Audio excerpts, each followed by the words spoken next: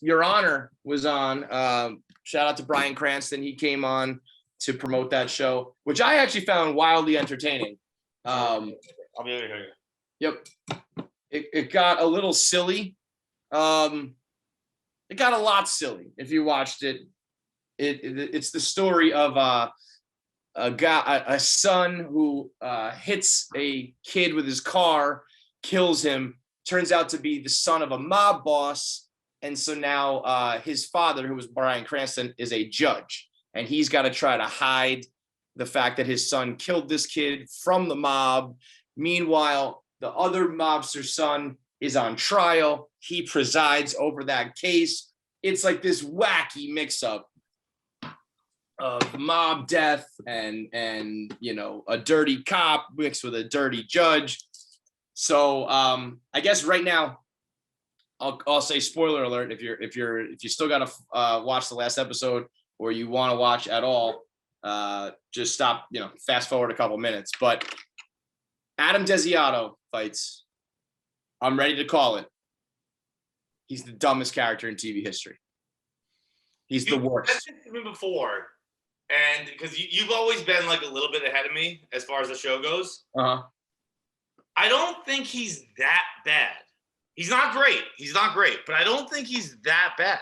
So when he decides to start dating the sister of the kid that he murdered, what do you think of that? Not great. Not great. Also, Fia, by the way, is one of the more perplexing people I've ever seen in my entire life because she's hot, but she also looks like a man. Like it doesn't. I was about to also say, let's be careful because they at least are teenagers in the show, John. Well, she's pretty hot. You know, whatever you want to say the word is, but like she got those eyebrows and does.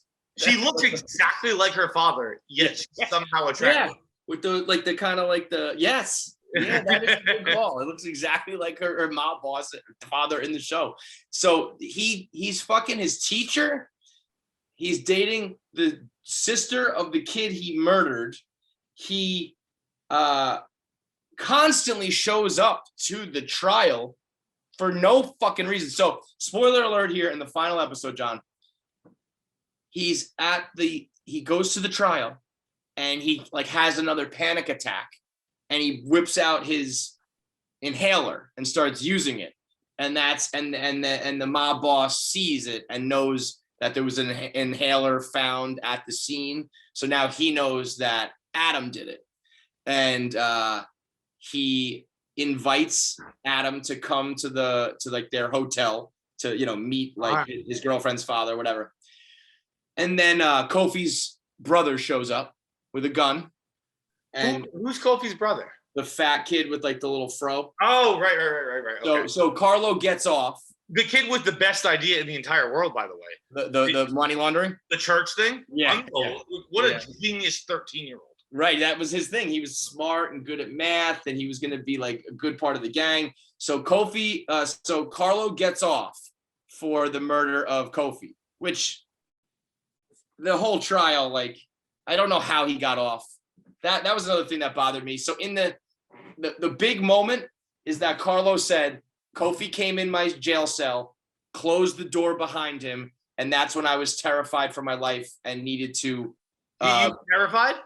Yeah, he ended up saying like he was scared. But listen, so he says the door was closed, and then he's like, yeah, and then like we walked out, and the lawyer's like, how would you walk out? The door was closed. It's prison. Like you would be locked in, and it's like, ooh, but it's like I don't know. Don't you think you're like as a TV viewer, I was kind of like the lawyer wouldn't have like gone over that part of the story that like.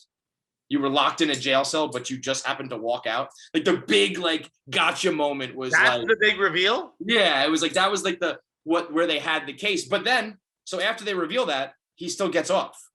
And so Eugene, Kofi's brother, shows up to the hotel, pulls out a gun, goes to shoot Carlo, and he just kind of like moves out of the way, right in Adam Desiato's neck. Just bullet to the fucking neck. And Bryan Cranston, this was another thing. So Jimmy Baxter calls up Bryan Cranston. He's like, your son is at my hotel and I know he did it. So like, get fucking ready. Like, I'm going to kill your son. So Bryan Cranston runs outside. He gets to his car to drive there. There's a car like blocking his driveway. And rather than just like driving over your front lawn or going through the hedges, he runs to the hotel. What? You know how his jogging has been a part of the whole show. So he puts like his hood on like this. If you're watching on YouTube, he's got the hood all pulled up and he runs there and he's like sweating his dick off. And then he looks through the window and boom, Adam gets shot in the neck. He runs into the hotel and he like holds Adam, and then it just cuts to black and the show's That always bothered me how much he wears those fucking running sneakers. Yes. When he's putting a fucking on Chet Hayes with the most broken ankle of all time. All time, he just jams it in there. Here's an Ultra Boost for you. It was fucking insane that that's what. So I guess I'm kind of happy that it came back to make sense.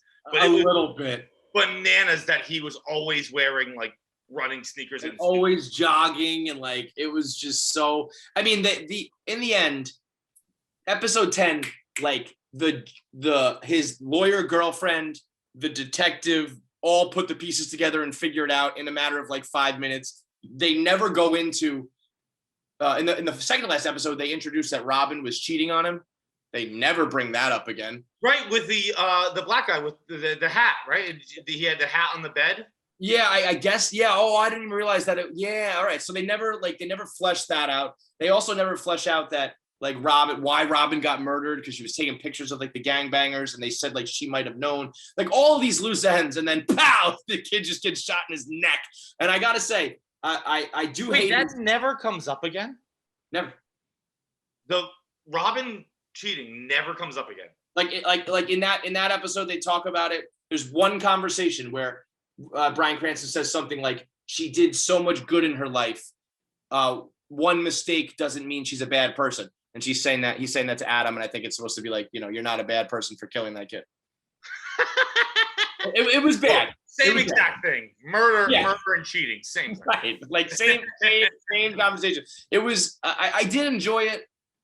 It was one of those shows that like, it went from, I was like, oh, this is really good, to being like, okay, this is more like entertainment than like solid television writing and creating. It was good. It was silly. It was for like 3 episodes. And then it got, but I always found it entertaining because I do like Cranston. There were flashes of what? Yeah, he's the best. And there were flashes almost of Breaking Bad where he had to come up with like really creative ways, poisoning the kid with the drugs and all that, like things that were kind of Heisenberg-esque. And then the ending just got so fucking silly. I loved probably the first 3 episodes, and then after that, it got a little. But I did like having referencing that the water thing. That's basically the only thing he did. Like everything else was kind of. Right? I thought there was some slick. I can't even remember now, so I guess it wasn't memorable. But I thought there was some slick, like he get himself out of a jam sort of thing. It escapes me now, but I thought he had a couple of like resourceful moments where he was using like his smarts and his like law the same way that Heisenberg used like chemistry and science. But it's it was nice having a Sunday night show though. I did like that. All right, you're already laughing at one of the best clips of our shows. Now it's time for you to watch the full episode. So click here, subscribe to the full KFC radio show. You can watch entire episodes right here. You want more clips? Click here. Subscribe to both of them. Hit the button too. Hit the bell. Hit the bell and the button, and then the comment below. Leave comments who else you think we should interview. And how I'm funnier than John. Maybe.